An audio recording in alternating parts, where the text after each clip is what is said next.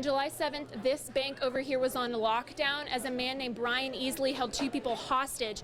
We were able to receive exclusive surveillance footage from this Chick-fil-A from that morning.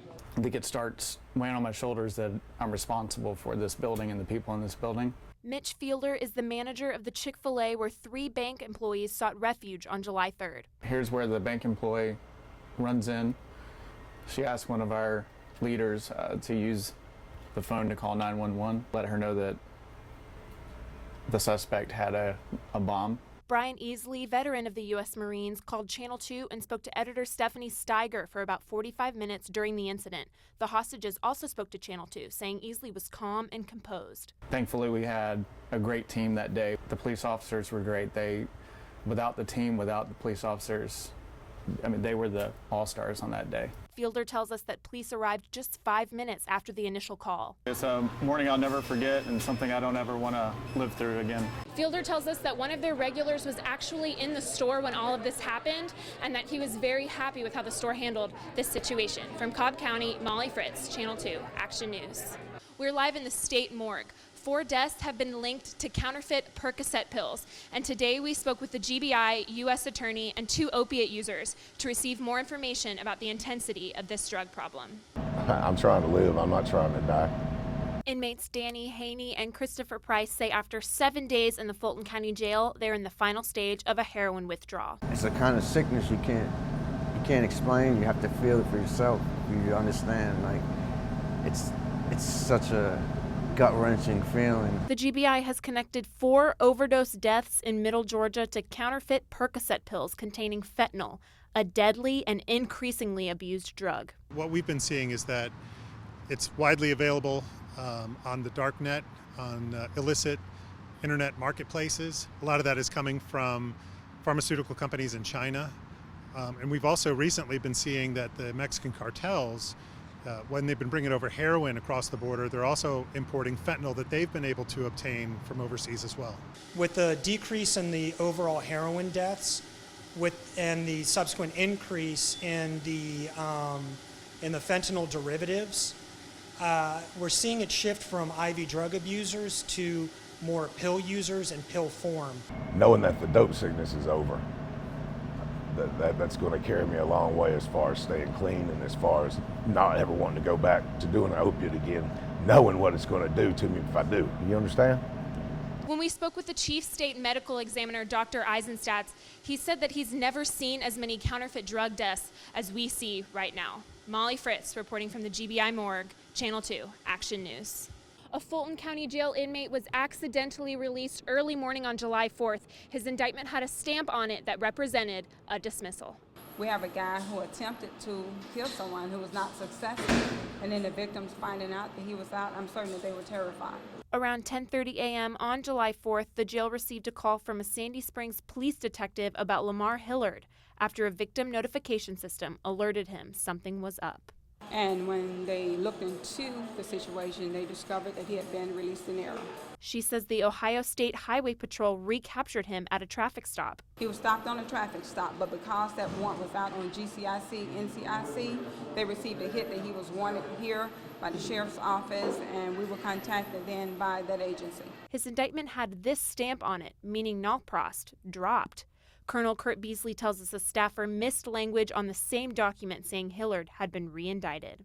A dismissal, basically, it's when an inmate can be released from custody. Hillard faces charges of aggravated assault with intent to murder. Colonel Beasley reassures us that there are 2 extra safety precautions that the jail has taken a part of to ensure that this will never happen again. Reporting from the Fulton County Jail, Molly Fritz, Channel 2, Action News. I'm standing outside of the office building of the attorney who is now representing 4 inmates who are on the same bus of the 2 inmates who escaped and are being charged for murder for 2 correctional officers in Putnam County. They wanted off the bus.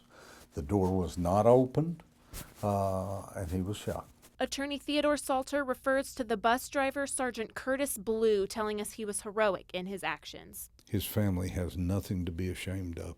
Salter says he's investigating what happened on the bus June 13th with a focus on one issue facing some of his clients. These inmates that were on that bus, my clients, are still in lockdown, if you would, a form of solitary confinement. They want to be transferred to where they were going, in part because several of them are very close to ending their sentence. Salter says that even though these two are possible witnesses, this label isn't a condition for lockdown. I mean, there are people sitting there on concrete slabs that got children.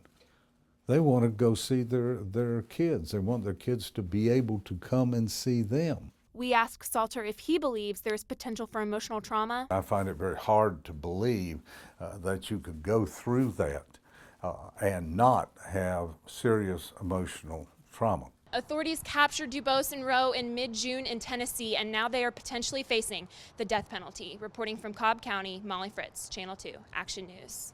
Allegedly, James C. Blake had a loaded gun and a gun permit on him when he arrived at intake at the Fulton County Jail. His arresting officer failed to locate it along with other weapons when he arrested him yesterday for burglary. Well, as you can imagine, a gun inside of a jail, that's real bad. What should have been a routine arrest turned into a dangerous matter. Was caught by a couple of different officers and arrested for the burglary and for some other charges. Subsequent to the arrest, he was transported to the Fulton County Jail. I remember the inmate was wearing a black jacket, and from there we went on.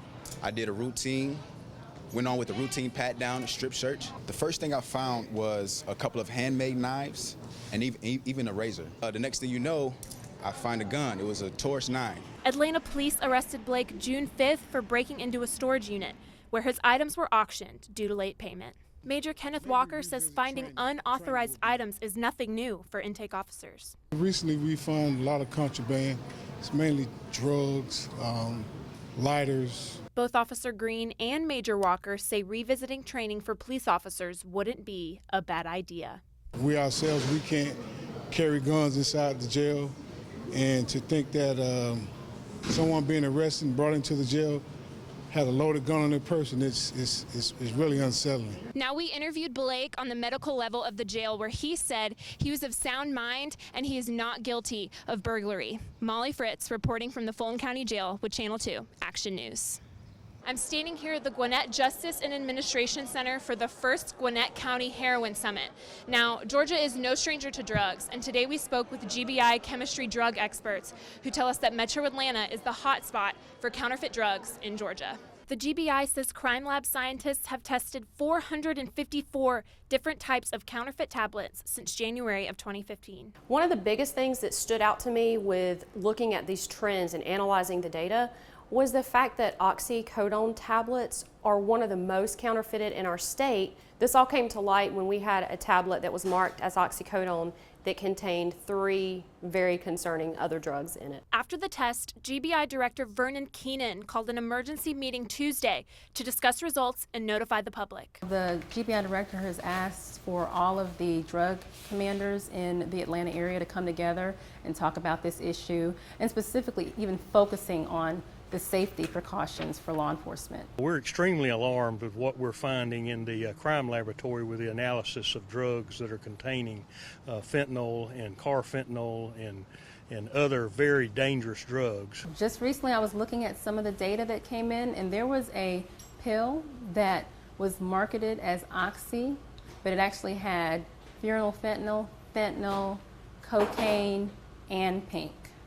Some drugs were labeled as aspirin but contained fentanyl, one of the most dangerous opiates on the market. Kilcrease says the name change of the drug is to hide fentanyl from the police. Deneen Kilcrease of the GBI tells us to get a prescription, get your prescription filled, and then follow the instructions accordingly. If you don't follow this scheme, all bets are off.